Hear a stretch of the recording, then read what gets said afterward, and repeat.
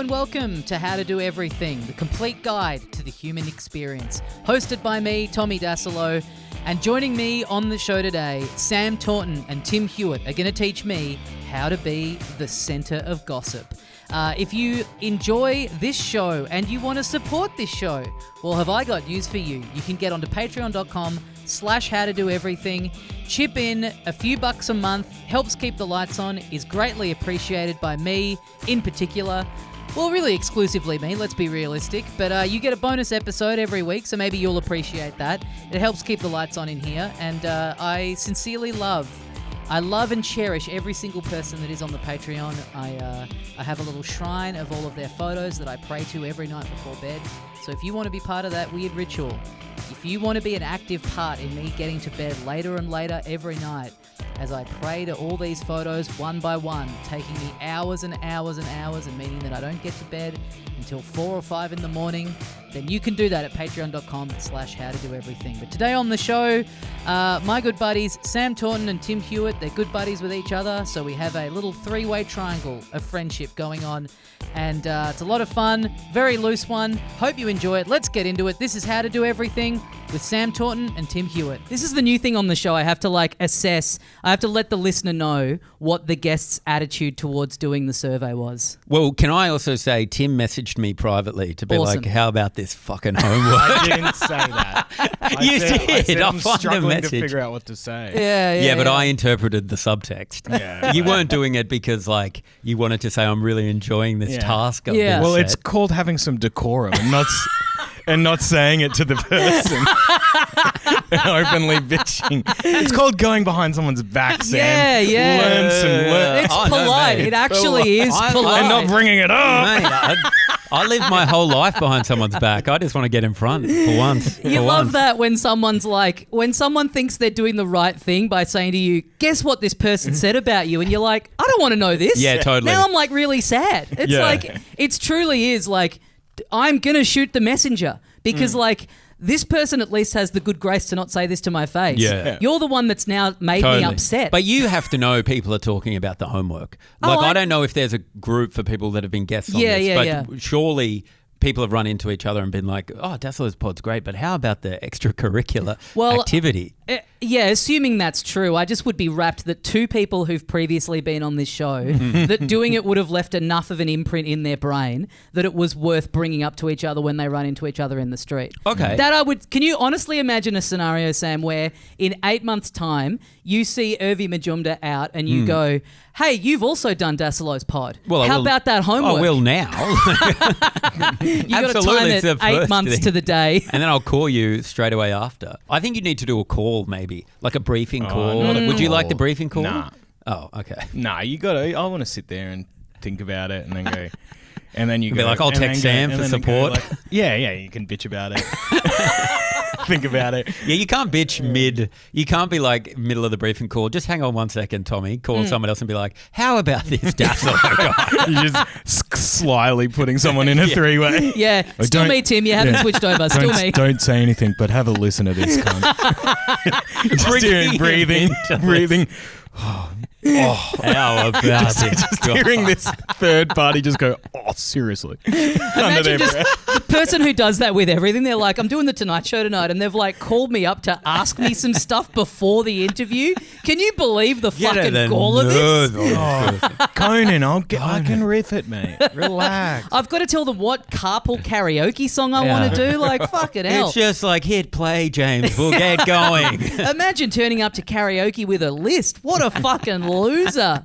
No, thank you, boys. No, Thank you anyway, for- it's a pleasure. Thank Tim, you. I appreciate you did something that I tell people that they're free to do, but no one takes me up on it. You just left a couple of them blank. You were just like, no answer for these. I'm Yeah. opting out. Yeah. Wait, really? Even after your pit stop to stop in and to touch base with me, you did a few NAs on the way through. Yeah, Must yeah. have missed that one. What if Just you gab. just did it before the podcast? Maybe. Yeah. You just meet for a coffee. Is that weirder? That's so much weirder. Hey guys, we're gonna have a pre-podcast meal together. Just one-on-one sit down. Yeah. Can you come in an hour earlier and the pod's not really doing well enough where I can afford to pay for your coffee. So Yeah, you're going to yeah, have to yeah. get yourself And in fact, if you wanted to get my coffee just as a sort of sign of... For exposure. As a sign of, yeah, exactly. Yeah. I like that. I think that could work. It wasn't... I won't say what pod it was, but didn't Cashman have to once do like a full rehearsal? And he's like, and they're like, okay, we're good to record it now. He's like, what? A rehearsal? Yeah. I cannot imagine, because he gets asked to do. He was so bizarre furious. God, I want to know what this pod is. A fucking rehearsal. Gee, I had to do, and it's the funniest thing is like it is not an intense. Yeah. It was about like living in share houses. oh, what? Guys, we just want to hear all the beats of your story about the time you drank the off milk. Yeah. You guys would remember this guy who was around comedy for a bit, and he had a podcast that was like you watched a movie and then you talked about the movie. Peter Hellier. And yeah. And he lived like way out of the city with his parents. And it was always like, so come round, we'll watch the movie, then we'll do the pod. And you'd be like, what about if I'll just watch the movie in my own time, or like I've already seen it a few years ago, I'll just come around. No, we have to watch it together. Yeah. And he lives with his parents, and so it's mum's like taking the night off work. It's an You've got to come. drive. Such a big commitment. You did it? No. I'm thinking of someone else. Yeah. I think I just remember going deep into the suburbs to do a podcast. Yeah. In a house with parents. Yeah. And yeah, I probably blocked. The parents are so rough. Parents should never be around a podcast. I had to. Dad, get in here. It's not their medium. No. My dad once asked if there was a way for him to get podcasts on his phone. I said no. Yeah, you don't let him into that world. You say no. You got to sit down in front of the PC, Dad. That's the only way you can get people whose parents engage with everything they do. Is crazy to me. I'm so fortunate that my parents don't know how to do fucking anything on their phone. I did podcasts with Prep. I did. Waleed's got this show on Radio National, and it's like an ABC podcast. So some you're happy to do homework for. No, but I didn't know there was going to be homework for it. It's called The Minefield, and he does Messaging Georgie, can you believe this cunt? Well, I mean, I kind of did actually halfway through, because she had been jealous because it's like a real smart person podcast. And she was like offended that I was asked to do it before her, because he does it with this other guy, Scott, and he's like the head of ethics and religion at the ABC. Sure. And so they do like big issues, they do politics. Kill me. I know, right? And so he was like, for some reason, they sometimes... Tim pretty happy to just burn any chance he has of ever being on the show. Totally. Publicly going, kill me. Yeah, kill me. I mean, if you left a few questions blank in that one, I reckon you would have been pretty silent in this podcast record. Israel or Palestine? NA. NA, yeah. I just don't actually... Don't want to throw my hat into the ring on that one. Minefields up that the head of ethics at ABC wouldn't be happy to broadcast, I'll tell you what. Eating pussy. Yeah. Well, they were doing, they do pop culture stuff, and for some reason they were doing, do you know that John Mulaney bit about the horse in the hospital of one of his specials? They were just analysing that bit. It's like a 6-minute stand-up bit. And they asked me to come on. I was like, yeah, sure, I'll talk about it. And the night before, Scott sent me some prep, and he had written a 3,500 word essay on that stand-up comedy bit and its place in popular culture and everything it meant. And I was like... Nah, defund them more. Yeah. This is where our fucking money's going. And so it was Waleed then sent me like a full transcript, and he's like, feel free to bring notes in. And I was like, I think you've got the wrong guy for the podcast. Yeah. But I you did love it, and feel it was free, don't you? It's like, tough. hey, if you really want to, you can bring notes in. It was tough. It was tough. It was interesting, but not a laugh in sight. Yeah. Well, John, would you? I would feel so weird. Obviously, I don't think I've ever done a bit of comedy that involves a 3,000 word essay. But can you imagine doing a silly gag about Trump being like, oh, it's in hospital? And then you're like, what's this? What is ABC? Well, dude, that's the thing. They kept talking about the significance of like the horse and Trump's hair being like a mane. It represents a horse. And I was like, I reckon he was at breakfast with some friends and he went, hey, this Trump, it's like a horse in a hospital. And they laughed and he went, I might try that on stage. And then it became a 6-minute bit. That's a good point. People who get so deep in, people who don't do stand-up but are creatives or writers or whatever, and the way that they analyse a bit and where it came from and what it's saying, and it's like, that's all after the fact. It's always what you're saying. It's like a thought popped into their head in the shower. Totally. Everything is reverse engineered from like a one-off riff over a beer where then they're like, oh, and also, happy coincidence, this also kind of has something to say. Yeah, totally. Or yeah, you just make it have something to say after you've worked out all the bits. How to get that one it's line like, in there. yeah, you just, it's not that hard. You just start talking and something will be funny and then you remember that bit and then you keep going. Yeah, the way we do comedy. Yeah.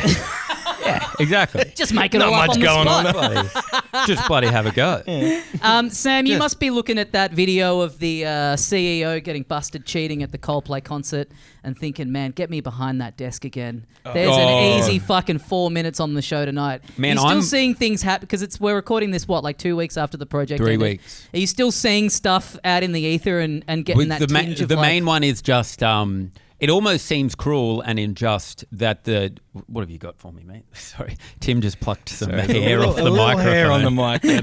I was very worried. You look a bit silly on camera. Wow, God. I put that there to make him look stupid. That's for talking shit about the homework. About the prep. No, the mushroom lady verdict. Oh, yeah. That's the main one because we weren't ever allowed to say anything. I remember we had to have like a special media ethics meeting about what we could and couldn't say because the judge was like put out a thing about media being like anything you say could jeopardize the jury. It's the biggest case in years, blah, blah, blah. Sam, you can't get on the show every night and say you want to fuck her. It's exactly. It's really inappropriate. I was like, guys, it's not fair. We only have 2 of those court sketches because they are making me horny. I need to see more. What's going on below the desk? I know. Femme fatale. A classic noir type character. Anyway, that's the main one because, then it was like I was told after the fact, especially if she was guilty, you can just go crazy on jokes. Yeah. And then now that seems like the biggest injustice. Well, her murdering the people was probably more of an injustice. That's literally an injustice, yeah. Yeah. But also my one is bad as well. Yeah, it's almost like it is weird to, in effect, essentially what happened with that show is to take the news off the air. It really should have been like... That's how I got all my news. Yeah, if 10 have to make a decision... From Sam's bits only. Yeah, from my bits. Yeah, you had a guy fell over. That's the biggest story of the day. I mean, a lot of the time it was, depending on how you value the news. But I've met a lot of people... Oh, shit, sorry. Since... the show ended, and they told me they got all their news from the project, and I don't know how they live their life that way. My phone is pinging like crazy with news from different organisations, so they must just live in a little bubble. Well, what they should have done, this would have been nice because a TV show like a series or a sitcom. They never just get like abruptly yanked off the air. Sometimes that happens, but mostly the writing's on the wall. Yeah. This is our final season or whatever. So they should have given you. They should have said, like, look, things being what they are, we can't afford to keep the show going. Yeah. We are going to bring it to an end soon, but we'll give you, like, one more big story. So, like, literally after the next big story breaks, then you get to... So you've been following the mushroom trial. Like, literally if they went... When the verdict comes in, that's your final episode. Yeah, but watch me jeopardise the case, retrial immediately. We're going another 3 years, Channel 10. Imagine if there's these people that got all their news from the project and they still don't know what happened in the mushroom lady trial. I love to think that, and they're like, I wonder what happened to that lady. What's this Trump guy been doing? Yeah, Trump's going... You know what? I'm following the news way less, obviously, because like... Yeah. And like you're not being paid to do so. Totally. And I'm just like, the other day I was like, Trump hasn't done anything funny recently. And then I'm just like, did a quick Trump Google search and I'm like, oh my God, all the Epstein stuff. Yeah, he's more present than ever before. One of his all-timers last week. What's going on with my boys and some case gals? That's how he opened his thing about telling his fans to stop talking about Epstein. Yeah. What's going on with my boys and in some cases gals? Truly. I mean, God damn. I don't think there's going to be anything better than him getting in the Tesla and going, wow, everything's computer. Oh, yeah. I often feel like computer. That. Yeah. Everything is computer.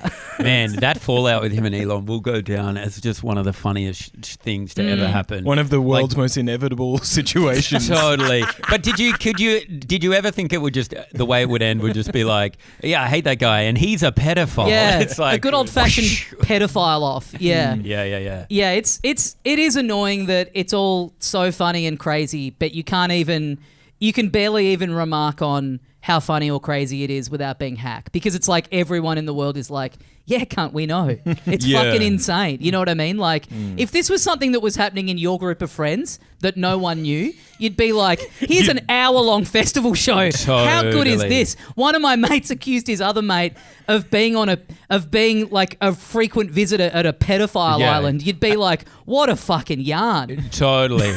But what a group of friends. Yeah. You'd be like, Tommy, what? It sounds like you were on the island. One of How my do you know friends these invented people? a new car. One of them used to host a TV show, and they are both arguing over who's the bigger pedophile. Fucking strap in for 15 minutes of gold, folks. That's a pretty interesting story. Yeah. God damn it. But I got you guys in here. I thought you're two guys you're very social. You're very good at spinning a yarn. Oh, yeah. I feel like you especially, Tim, every time I see you, you've got some new story about someone that you've like recently been plonked next to in a smoker's area. Oh, yeah. Or just on the tram. Like, I remember like during lockdown, you would be out on your like hour-long walk and you would end up in some insane interaction where I would be like, this is like the 1 hour that you're allowed out of the house a day. And you just somehow these people gravitate towards you. I really, even just like being with you a lot at cafes, like things go wrong awkwardly and you see the Huey like little awkward like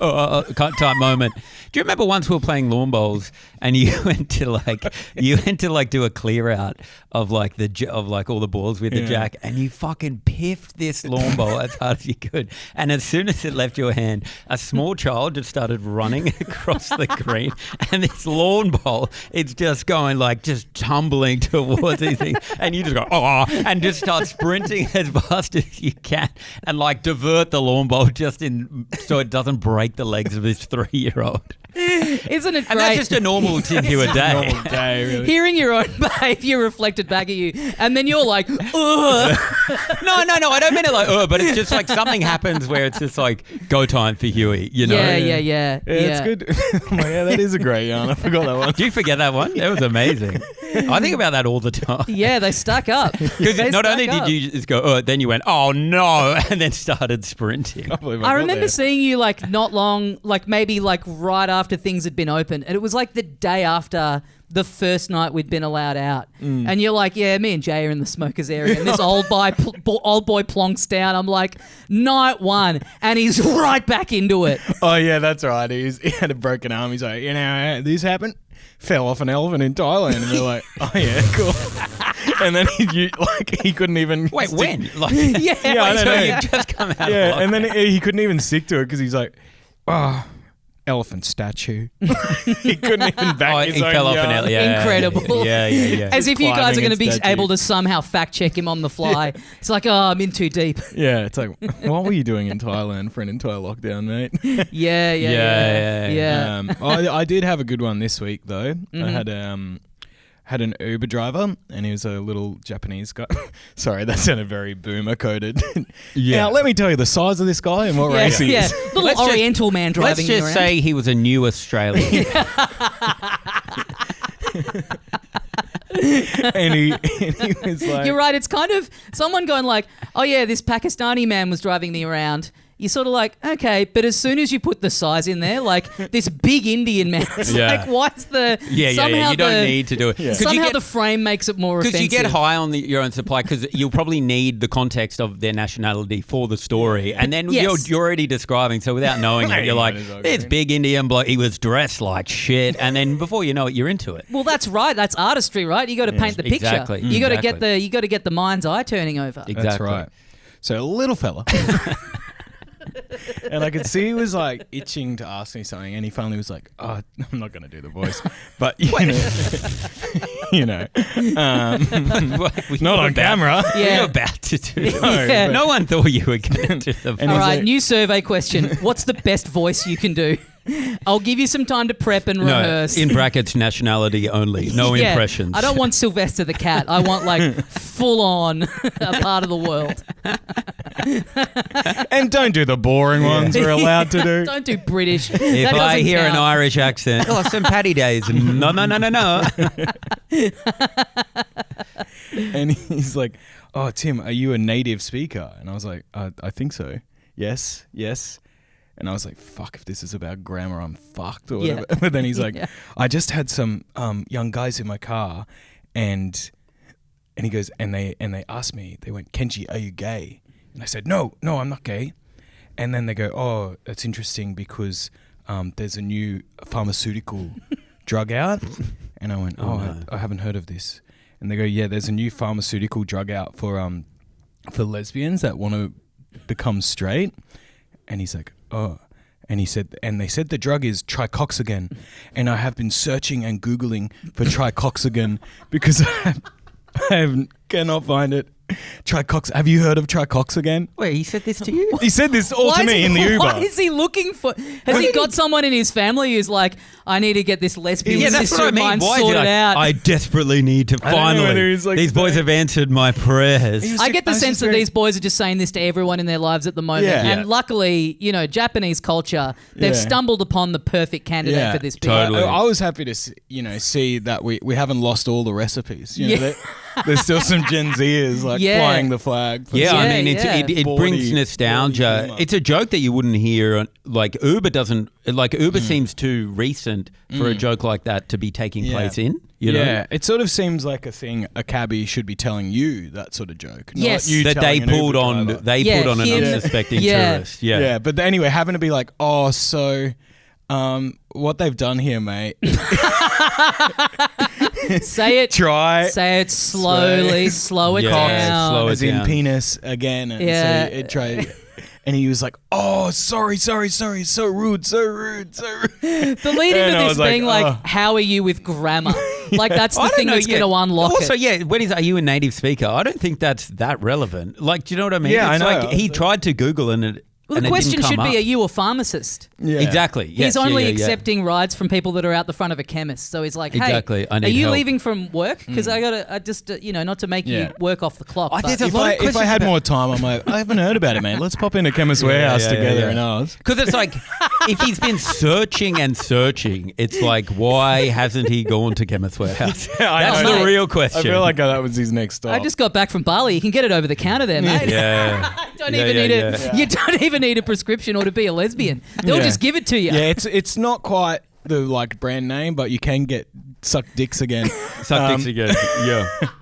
The inverse effect. I've never heard that one. Neither. That's why I've never heard of it. Is this a newie? It took me a split second, and I was like, "Ooh, a fresh one." Because it really works. It's good. Again. Because he's like, but it sounds like drugs, right? It does sound like. I'm like, yeah. Hey man, he's onto it. Like he's not wrong. You could write the 3,000 word essay dissecting tricoxagen when really it's just like some little Gen Z kid in a chemist being like, oh, hang on, a lot of these names are pretty long, and imagine if you just put one about being gay. Look, there could be more of these coming out again because I feel like the Gen Zers, they're big into pharmaceuticals. So they you see them, they'll say things like Vyvanse to you and you're like dexamphetamine or like, do you know, they're across all these terms. They like it all. And they bloody can't get out of bed with them, mate. You know, Everybody can't bloody get up and do their bloody vaping and TikToks without it, mate. They love it. All their bloody pronouns sounds like a fuck when you put them all together. Sounds like a bloody medication. Yeah. Have you heard old boomers, like when they hear that Gen Zs are drinking less, they're like genuinely sad. That gets me. They're like, oh, it makes me sad. Alcohol's down. They're like, God, it's a shame. What's happened? Fucking pathetic is what it is. Get off your phone and bloody suck piss. Stop running. You can't not be drinking and be running. You got to be running from something. That's how it works. There's got to be something going on. Oh, God. I love it. It's like it makes me sad thinking about the like self-driving car and that, eventually that being, I think you can already like in the States, right? There's like Ubers that just don't have a driver. And it's like, you're just not going to get shit like that anymore. No one's going to be like, fuck, you would not believe the automatic car that I had the other day and what it said to me. The robot goes, hello, have you tried cocksucker? Will you suck my dick? Are you Tim? Are you native speaker? It's kind of not quite the same. Doesn't work. Remember when the old Greek guy we had once? Oh, yeah, and God. He's driving us around. What did he say? I've had him twice. That's also the testament to how many Ubers you I know, get. it's bad. I had that with like early days of Uber. I was like with my housemate and we got into an Uber and the driver just turns around to us and goes, Pat, how you been? I'm like, this guy's like, oh, I think I had you, like a month ago? And he's like, yeah, mate, I remember you recommended some music to me. I've been fucking loving it, mate. What have you been listening to lately? It's like, how small is this network? Yeah. Are there 8 of you? Yeah, he was just driving us around saying the crooked shit. And then we're driving past this, like, massage parlor and something. And he's like, yep, they say they don't. But they'll joke you out. I remember that. I do remember. And we're just like, we hadn't prompted anything. We were like, okay, Jim. Like, yeah, nice. All right, thank you. Like, I think he wanted us to be like, get our notepads out and be like, oh, yeah, okay. Yeah. Me and my mate, when we were like 20, we were in a cab. And this guy picks us up, and I think we were both in the back. And it took us a while to clock this, but he was like this big boy, and he's driving along, and on one leg he's got a 20-pack of nuggets, and then this is the Uber driver, The Uber driver, taxi driver, yeah. Hell yeah. On the other leg, he's got like all of the available sauce options just open and kind of spread out along the leg, like a little dipping Dealer's station. choice. That's And fantastic. Is he offering it around? Nah. No. And he's like mixing and matching, and then at one point this like fucking glob of sweet and sour goes all over himself, and we don't, we're in the back, we don't even really clock it, we're just talking to each other, and he turns around and he goes, sorry boys, what a grubby cunt. And we're like, what? He goes, oh, didn't you see, I just spilled sauce all over myself. And we're like, yeah, all right. And then we're getting like near the address, which was my house at the time, and there was this like I think it was like a karate or judo place near my house, and he's like, you ever go there? I'm like, nah. And he's like, don't ever go, mate. It's fucking shit. He's like, did a couple classes there. They don't know what they're talking about. Love it. I'm like, all right, mate. You enjoy your nuggets, my man. Love it. The swearing in I often think like, I swear a lot in my life. When you have it in a situation like that, it is so jarring. Like when it shouldn't. My physio yesterday, I went to a new physio and I walked in and he goes, because I've got like a rotator cuff shoulder, and he goes, mate, let's have a fucking look at that shoulder. And I was like, that's what? insane. I was like, hold on. Like, that is around. insane. That would make me feel good though, because you're totally right. And especially comedians, it's so rare that we're in a situation where we're like, really got to like, keep it tidy. We all just hang out. Like, I'll catch myself when I'm around like normal people and just be like, Jesus Christ, I swear a lot. Like I get to a point in the sentence where my brain is like, hey, you're in polite company here. You don't know these people particularly well. But then my brain is like, I literally don't know what other word to use right now if it's not it's cunting. Hard to cunting. What's the cunting deal with this? Just typing sweating. it. Just like into Google looking for alternate uses. Got any of that baby cunting? Got a baby shower. How would you say like it feels like we're coming into cunt season? Is that anything for you? So Sam, you just recently project ended and you went on a little trip to Bali. Yes. Solo trip. Yep. What's your vibe on the solo trip? I didn't write this in my prep work, okay? No, so what I did, I'd never done... Talking yarns is my thing, and sort of sex tourism. Yeah, sex tourism. But they feed into each other because I go on the sex tourism, I tell you, and then you spin the yarn like you wouldn't about believe your friend. I know this guy and fucking the stuff he gets up to. No, I've always fantasized about like the solo holiday trip, and like you do heaps of like solo traveling for work, like comedy stuff. But you've always got to do something. But I've always secretly been like, I'm just going to go away somewhere once. But it's hard to actually justify, especially when you have a partner. Sure. But then I was like, project ended, and I'm like, God, if ever I've got justification for this to happen, I'm doing it now. And so on the Sunday night, the project ended on the Friday, big party, Saturday, chilled. And then Sunday I was like, screw it, I'm going to Bali tomorrow.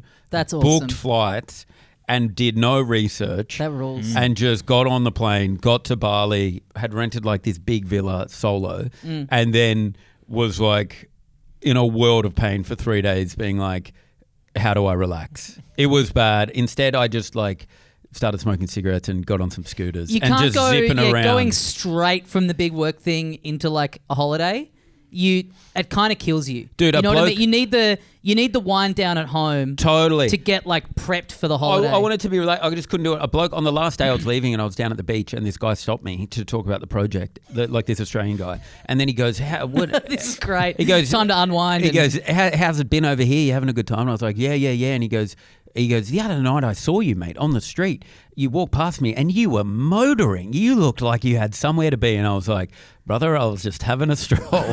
So that's what walking is, mate. Obviously, I was just like, just walking around, just being like, we're going to relax in Bali. Fucking Kuta, fuck. Tough laps at Kuta Beach. Yeah. I walked around, I ate food, I had some beers, I sat on the beach and just... I've done a little bit of solo travel and, you know, sometimes you know people who they've made some of their fucking best friends out of just being, you know, like traveling around solo together.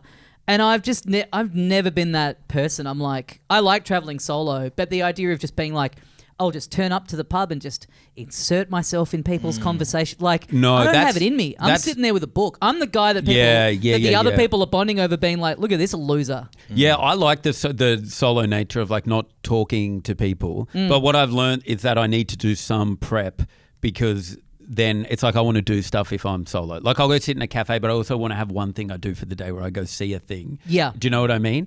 The whole thing about I'll just go sit in the bar and talk to some random person and make a memory. It's like it's kind of psycho. Grow yeah. up. It's like it does feel like a generational thing too, where like you can see that really going out of vogue. You know what I mean? Like our generation when we went to like Europe or whatever, and we didn't have the internet or we had like early internet.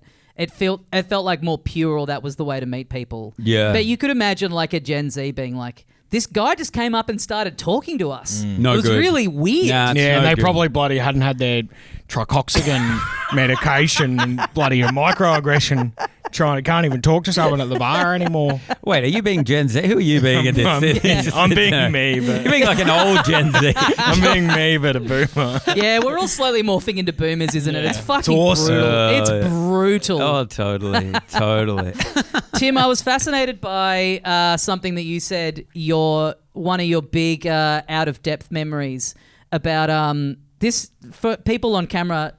What you did just then made it look like I'm the ventriloquist dummy and you're doing my voice. Where'd you get that water from, Tim? I just had Was that your water? Yeah, I had a look in the kitchen there. Oh, okay, yeah. Gotcha. Yeah, we record this next to a kitchen. Yeah. For anyone listening at home. Yeah, if you want to picture it. You filling in at a debate on short notice? Oh, yeah, that was awful. It was in year 12. I did do debating like in year 8 or whatever. But, you know, a bit easier when I could just public speak and Dad would help me write the actual debate. Yeah. It'd be about like, that's not bad. Should we keep polar bears in the zoo or give them funding? I'm like, yeah. Okay, man, this is my sort of level. Man, debating is so weird. Even as a kid, I remember when there was debating, I was like, what, you're just going to debate for the fun of debate? I'm like, what the fuck is wrong with you people? I loved it initially because it's like, you know, you have that thing in you that's like you want to perform and you want to like be up in front of people and whatever. But then the fact that there was like all the rules to the debate of like, if you're this number speaker, you're allowed to, you know, you can't say this kind of stuff, or if you're the end, you have to do this kind of stuff. Rebuttal. That always made it really boring. I'm much more of a simple guy. I was like, how about we just have an event where we just all get along? Why do we have to debate? It's not How about we needed. each do stand up and then we all just bash each other outside? Yeah. It must be so fun for argumentative nerds. Which is, like, you know, the one that gets to speak third and all they do is just roast whatever the that would be fun. That would be fun. But I had to go first, and it's short. You've got your dad on hand to write those. Dad, what do I say about second from the left? Pimply little fucking nerd. Nothing like, about. Can I get some photos of the other kids on the other team? And just Jeff Ross, Roastmaster Virgin alert! It's like, Dad, we're 12. Oh. Nothing about the topic. Any of us having kids and just pushing them into doing debating just so we get to right gear. Now, son, you have to be the whip. Now, no child of mine is going up there first like the sacrificial lamb. Now, son, you have to mention something in the room when you start. When they asked me to do this debate, I said I wouldn't do it if I wasn't in front of a pot plant and 2 tables. I was thinking about, just to sideline quickly, I was thinking about this today.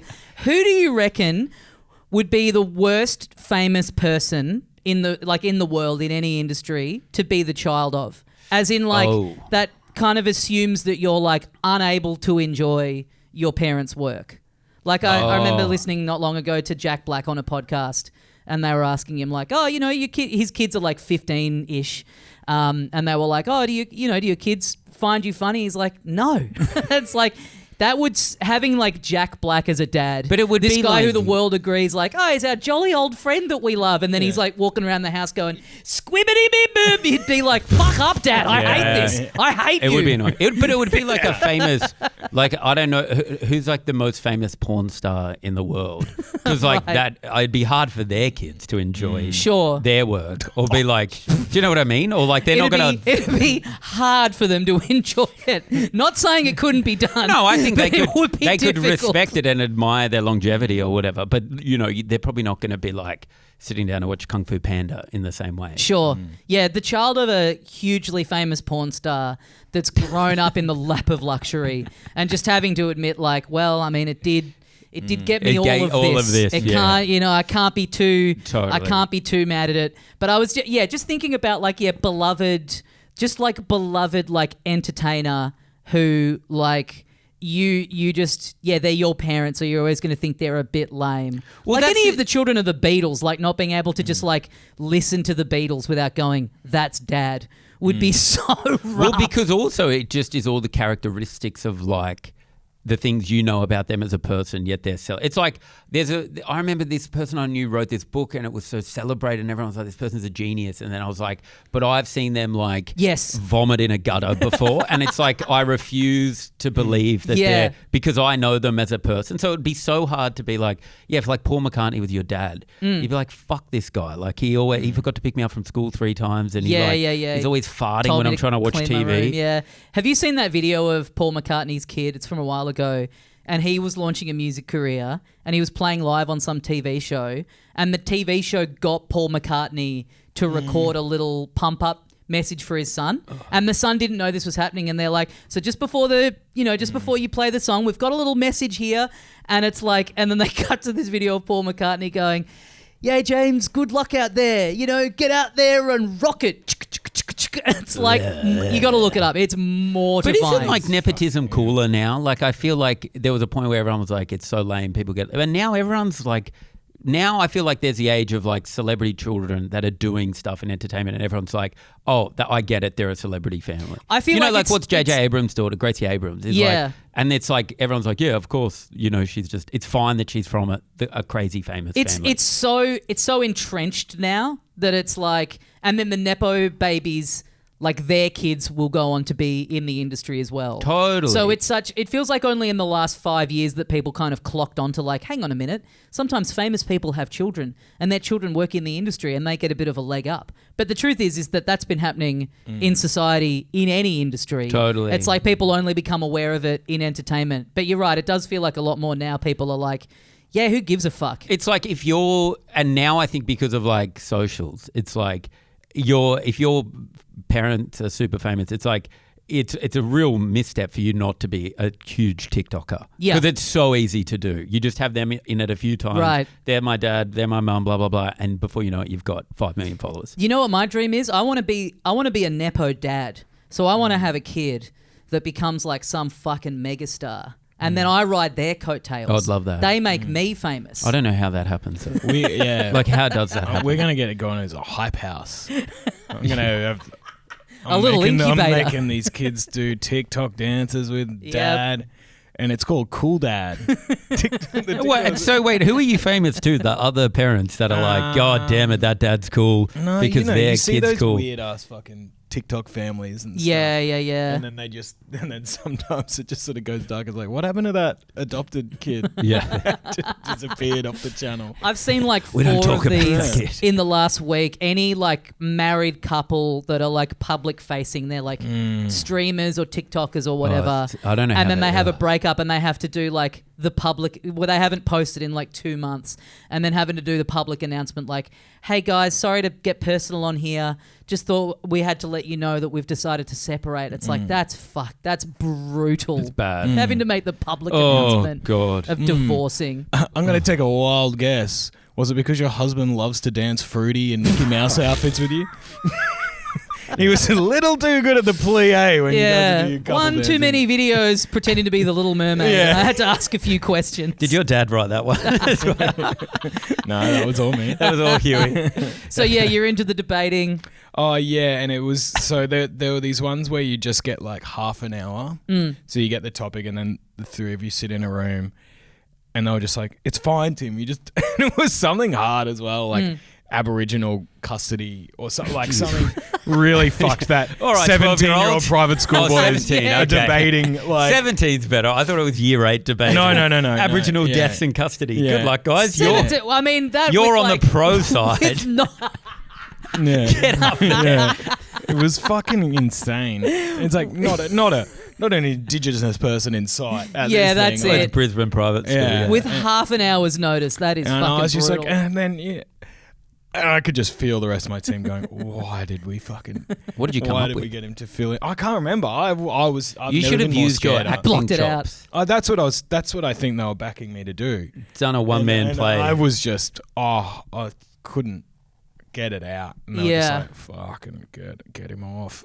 That's I mean, Oh, so it was a bomb. Oh, it was a huge bomb. It's terrifying. Yeah, it's hard when you have to say something. Yeah. You know? And you're trying to do the points that you have to get to in a debate, like, the rules and all that sort of stuff. Yeah. would you say that was your first bomb? Yeah. Yeah, I've always killed before. That's interesting First to and think only, about. mate. Not Yeah. bad. First and only, not Yeah, bad. Not Yeah. bad. Yeah, you walked out of that room, you looked at yourself in the mirror, and you said, "Never again. Idiot. I will never let Yeah. this happen again." Especially when it's a team. Yeah. Yeah, I felt like that when I've done the. Have you ever done that comedy gig where it's like the Ashes and you play Oh, yeah. England and you have to score runs and so they value they Also measure the insane. laughter and you get so every time you get a laugh it triggers a thing and it's a certain amount of runs. It's like 1, 2, 3, 4. Or 6 basically.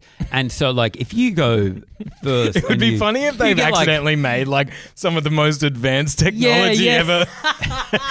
They just limited it. Just A laugh to meter. Dude, Mick never yeah, that's what they did. Daniels Dude, I love it. It's, accidentally stumbled on like infinite energy source. well, no, it is flawed. It is flawed. But at first I was like, how the hell are they doing this? But then you realise there's it's them just pushing a it's button. just a bloke going, yeah, I think that's a 5. I think that's I feel a like 6. every gig I did when I started out was a competition that had some sort of like clapometer for like judging. It would never be because they wanted you to like stack the audience and bring your mates. So it was never like we'll judge who the winner of this comedy competition is. Yeah. It was like go to the audience and there'd be someone there kind of operating a little fake like lever, being like, I think this person might be doing better. That was like, and like you just kind of think like when you start comedy that's the first like 5 gigs that you do, you just assume like, I guess this is just what every comedy gig is like. Yeah, you know, when- aggressively competitive. when you're at the gala and there's a big screen coming up with the laughter, the score that you get. There should be. Yeah. The crowd chant for who they thought won because comedy is a competition, as we all know. The gala should be like, it should be kind of like Speed. There should be like a little lever, and if it dips below a certain level, you just get the crook comes out and you get yanked off. Well, that happened this Set year when doesn't that go guy there. died, didn't Well, it? yeah, that's true. Yeah. R.I.P. Very sad thing. Yeah, but the needle dropped The permanently. needle did drop. Yeah. Hard to keep the clip on Miggity going when the balcony's screaming someone's dying. Oh God. God, can you imagine being up there in the mez just being like, Yeah. It's such a strange disconnect, isn't it? Like for people who don't know, someone passed away. Yes, very tragically. Midway, no, not even midway, the beginning of the Comedy Festival Gala this year. And there were a lot of people who were, it's so funny, anytime there's something big like this, and I guess you would have seen this a lot with like having to be so across things with the project, Sam, you really get a window into how the average person thinks, where that story people were like, the main thing I saw was like, how could the comedy festival let the show continue after the man had died? Totally. It's like they're all out the back. The head of the festival isn't like up the back of the room watching this man die going, nah, keep it going, keep it rolling. Like, how do people think these big theatres are run? I know. My favourite was like people being like, Michael Hing disgrace, like as if it's on Hing. It's like poor old Hing. I saw an article that was like this. It was talking about who was on stage, and it named the person who was on stage as if they've somehow caused it. And then they had a quote from an audience member, and it was like, said this person who wished to remain anonymous. Oh yeah, let's keep the random audience member's name out of it, but throw the comedian under the bus. I honestly think it's just people think you can see stuff when you're on stage, yeah, and you can't see anything. You can see the entire. And so they think the comedian walked out, saw someone dead, and thought, I reckon I'll plow through with this material. It's like it didn't happen. Speaking of goss, this is something that I heard about the other day. Oh. That I don't know if you guys are abreast of this, but someone told me that someone that we know in the comedy world has made a pilot. You guys across this? No. Someone has made a pilot that is about two guys that do a podcast that is quite popular, and they don't really get on off the air. And one of the characters, when he wraps the podcast up every week, he goes, "See you, mates." What? Really? Do you think Hamish and Andy will sue? Like, that's crazy. How good's this? Who is it? Can you tell us off air? I'll tell you off air. I'll definitely tell you off air. Yeah, that's crazy. Suck shit if you're listening. We're going to know and you won't know. I mean, my dream is this comes out and is a massive success. And I go... That is the craziest version of the... What are you? It's like the Netflix. It's going to be a Netflix story. I want there to be more similarities. I want it to be like undeniable that it's the same thing, and just it comes out massive success, and then I'm just like driven. I go like full Frank Grimes. I just go fucking mental on this person. I don't know. I don't think it's the worst premise for something. Like I think I've been thinking recently, it's a great premise. Yeah. You should get some kickbacks on it. There's a lot in it. Well, you know what the best thing is? I don't know this person particularly well. I wouldn't say we're like close, but everyone in comedy knows each other. And the day that everything ended with Little Dum Dum Club, I got a missed call from a number not in my phone. And it was this, they'd left a voicemail, and it was this person being like, "Hey, I know we're not like close or anything, but comedy, everyone knows each other. Seems like a bit of a shit situation. Hope you're doing all right. If you want to chat." And I wrote back and I was like, "Oh, thanks. I appreciate that." And then so hearing about this pilot, I've been thinking like, man, how would things have gone if I had have answered that phone call? Yeah. You know, just like, just hearing this guy being like, so sorry, what did he say? Can you repeat that? What did he say to you? I could just hear keys clacking in the background. He would have had enough for a series too if you had really answered the call and unleashed. He picked it up and he goes, "Now don't freak out, but I have weirdly been already, you guys have kind of burnt me here, if anything. And I don't really know either of you. I didn't know any of this was going on. I had an ending plan. Yeah. I don't know if you can make amends and then redo it for me. That would be great. So how would you describe the way he was standing when he said this, if you had to put it into like stage directions? And would you say he said, "It's not you, it's me"? Because that's kind of what I've got at the moment. And you're like, he definitely didn't say that. Oh, man, I love it. Yeah. I really love it. I can't wait. I want to read it. Yeah, I can't wait to see this. So is it going to get made? It's been filmed. It's like a self-funded thing. So it's been done. Yeah. Yeah. Oh, that rules. Yeah, doesn't it just? It rules. I think it needs another element for it to be like, you know, a series. Like, I think that, to me, that's the first episode. And then it's like, where do these guys go from here? Yeah. That's where the series goes. Yeah. And then maybe it resolves. Flashbacks. Maybe their kids, they flash forward, their kids become podcasters. I mean, fuck, at least give me a little cameo in there or something, you know? The janitor or something. You got to be the janitor. I was literally about to say, you just sweeping a floor being like, "Can you go podcast war?" Ugh. And then that's your only line. Guys, come on. Figure it out. How hard can it be? You've worked too hard for too long to just let it end like this. No, this is too much. You just got to be like, too much. Damn shame. And that's it. And you walk out. It's like something simple and sweet. Not how I would have handled it. Yeah. Holy hell, that's great gossip. I got to know who this is. Yeah. I like to bring this up and then just really just tell me who it is and let beep you it guys out. marinate. Beep it out. Yeah, okay. Oh, that's... No, but I'm worried that I'll forget. Save it for after. Yeah. Have you ever done that? Been like, yeah, I'll just remember to get that out. And then by the time you're editing it, it's so long. I've done it. I've track. trusted other people on the podcast to do it. Like said stuff and be like, cut that out. And they're like, absolutely. And then, got a phone call.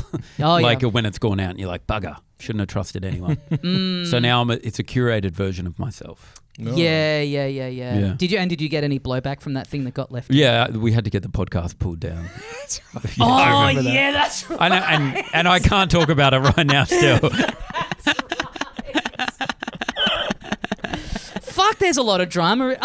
I often think this, it's like you're always hearing about some weird, and obviously it's like in any performance industry, it's like big personalities and whatever, so it comes with the territories, but the amount of fucking like bullshit and gossip that there is in comedy, I just think like, is this going on in every workplace? I don't think it is. I think it's because we're like, everyone's kind of just likes to talk and also we've got too much time on our hands. Not all of us, but a lot of people, and everyone's jealous and bitchy and, we're not the cream of the crop. That's the way I look at it. Or, like if we were better, we'd be doing other things. Yeah, we'd have other things to worry about. Yeah, instead we're fallen amongst, we're in a low rung, and so we just kind of turn on each other. Yeah, we all like to be in a small pond. Yeah, if I had my way, I'd be doing a million different things. Yeah, I've been thinking about, so we're recording this, I've got like a little office in this building, and it's the first time in a long time that I've been in like an office environment, and like, so it's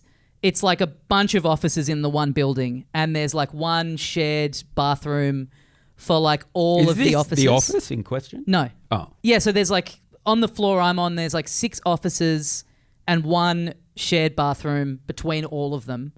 And I've noticed when I go in there that there is one cubicle that is consistely just wrecked, just destroyed. Dude, I've got, it's hanging over my head because if I knew that toilet was just for our office, there's like 5 of us in there, you'd be able to go in and go like, hey guys, let's be a little, let's try and, but because it's like a whole building of people that I don't know, it's a building with like gender neutral bathrooms. So like once upon a time, you would have been able to just really narrow it down and be like, well, it's one of the blokes. Yeah. But now, this could be fucking anyone that's Well, done it's this. like that murder that was on Norfolk Island. Everyone's a suspect. Like they knew. Exactly. You're looking around, you're like, could be any of these motherfuckers. Exactly. When I was working at the project, that was like my first time back in an office in like a decade, with the exceptions of stints, like writing on things. But like the toilet etiquette, because when we would do our big production meeting, it was near like the toilets that everyone used on the level.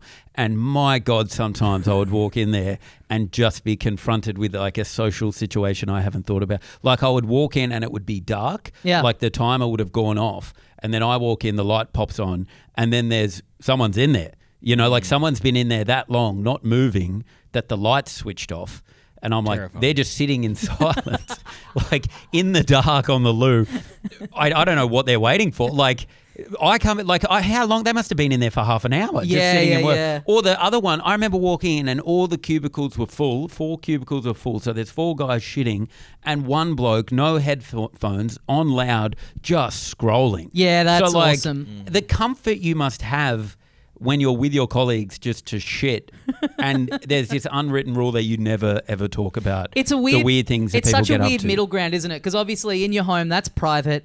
If you're just out and about, like you use a public toilet at a bar or a cafe or whatever, that's like total randoms. But when it's like a big enough working environment where you sort of vaguely know a lot of people there, but it's like you're kind of connected and sort of disconnected in this like weird parallel way, where it's like seeing someone come in and do something weird, it's like, that's someone that I'm sort of interacting with on a day-to-day basis. And when I started in there, if I saw someone I knew, I'd be like, hey, and then very quick, I know, right, because very quickly I realized that no one wanted that. Everyone would not be making eye contact. You're saying it as if stuff. it's like that's a symptom of you having not been in an office for a long time. That just sounds like you've never been into a toilet. No. Hey! So say we're at a gig at a bar or something, and then I go to the toilet and I get in there and you're already there. I would go, hey, I'm not going to ignore you. I'd pretend that it's not. There. I'd pretend that it's not happening. Yeah. I'd pretend that we're not crossing over in this way. Okay. I had a guy come in while I was washing my hands the other day, and he went into the cubicle,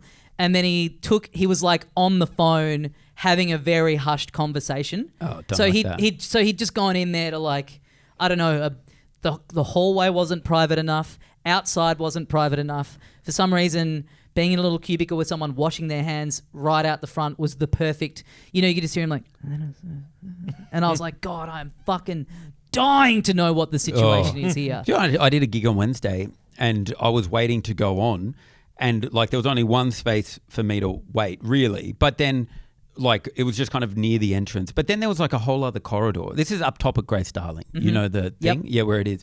And this guy gets out of the gig. I'm waiting to go on. I'm kind of standing in the only space. And he gets out to take a call, and then he starts standing next to me taking the call. It was like very awkward, and he's like whispering. And it's like, look, I told you, it'll be okay, trust me.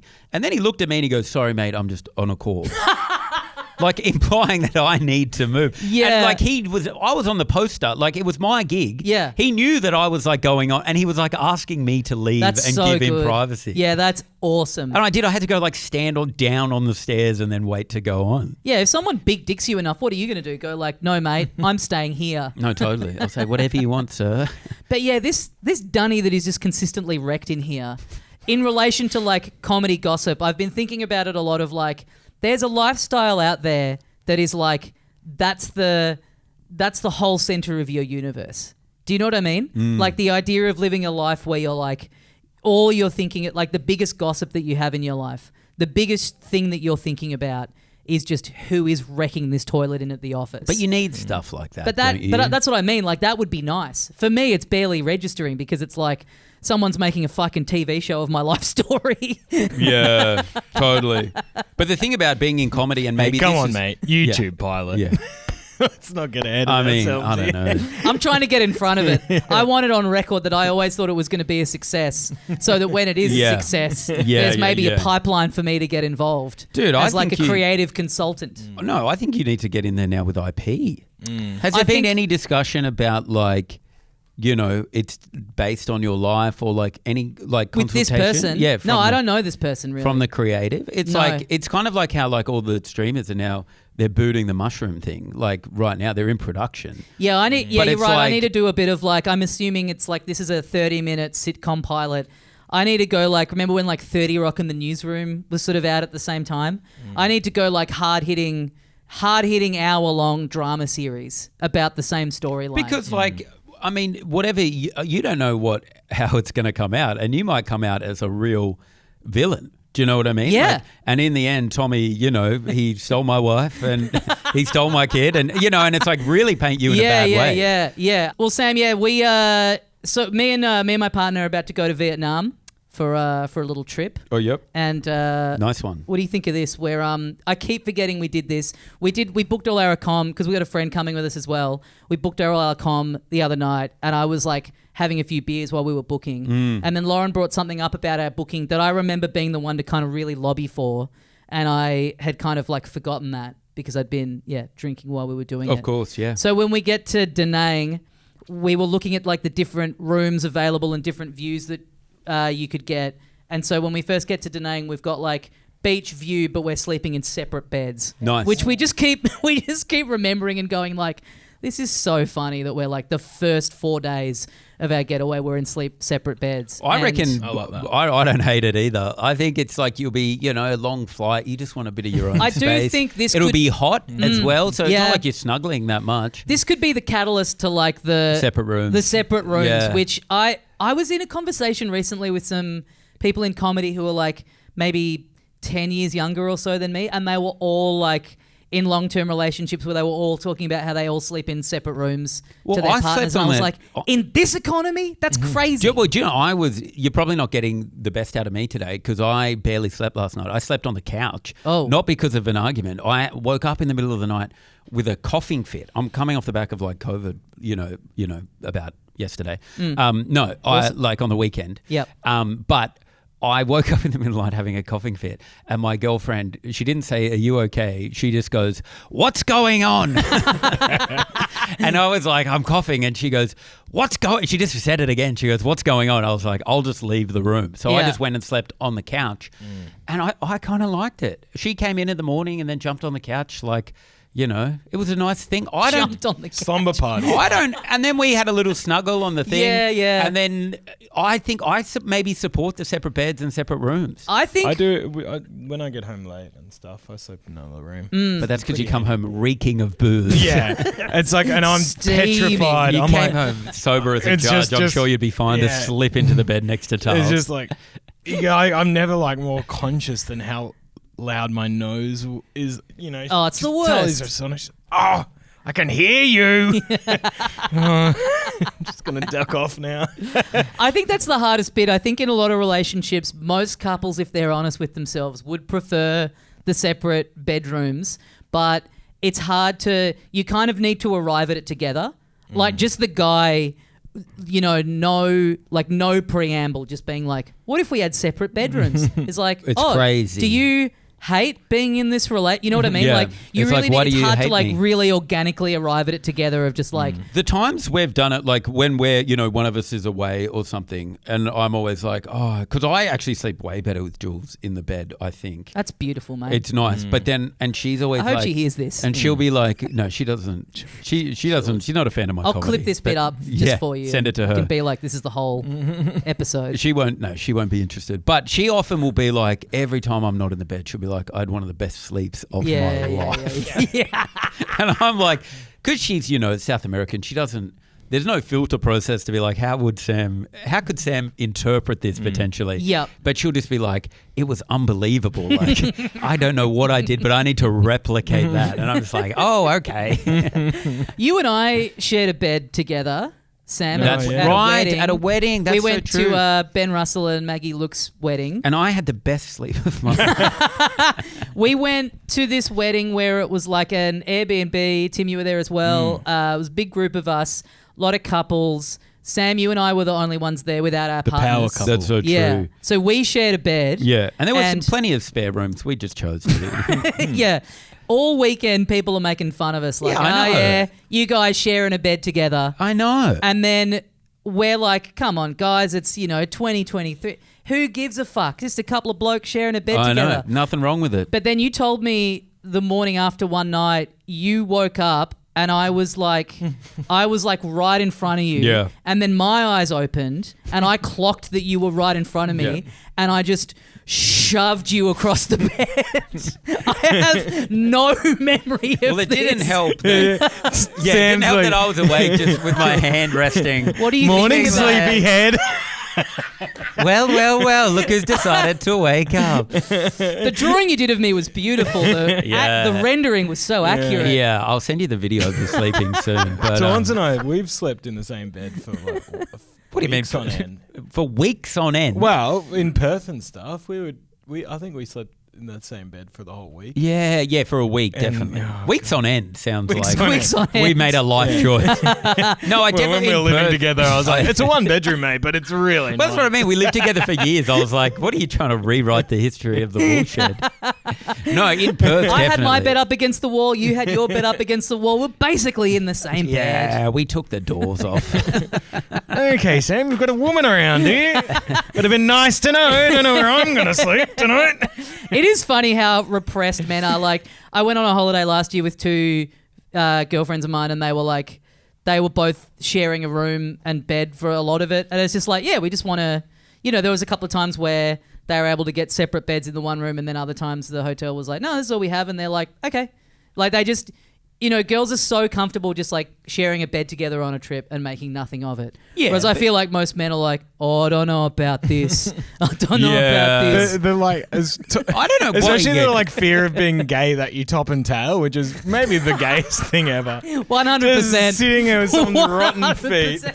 Well, depends. So much worse. It depends if you've taken your medication, suck dicks again, as to whether anything goes down or not. I don't know. I don't think it's a gay thing. I'm just kind of like, I don't know. Men are like are big, big, like beefy. they're Yeah, just in a that's true. bed, and it's like I like knowing that if I like sleeping with a smaller person in the bed, that it's like, okay, I understand the space, but it's like a big fella in there. It's like we're really going to be, We scraping need some these room. two kings need a king size bed. Well, if it's a just king to size, handle the space. Yeah, was our bed a king size? I can't remember. I can't remember. Yeah. I know, it's weird that I was awake the whole time. I should remember that. Yeah, we did have a beautiful little sleep at our accidental after party. King Single. Top file what on a top. great brand. King Single. Up against the wall. Just perfect. All right, guys. Well, we better wrap it up there. Fantastic. Thank you for joining me. No, thank you. Huey and Taunts there. Great stuff. Heaps of fun. Love hanging out with those guys. Check out the various things that they do. Sam has a podcast called The Good Stuff with Tom Cashman that you can check out. Huey has his podcast Feed 'em Brah with Zach Dyer. And he also hosts and books comedy at the Coopers Inn every Friday and Saturday at the Coopers Inn in Melbourne. So go down and check out Huey. Check out an awesome lineup of comedy. One of the best gigs in the city. Always a good time down there. And of course, you can get onto patreon.com/howtodoeverything. Get a bonus episode every week. Chip in to help support the show. Really appreciate everyone that's on there.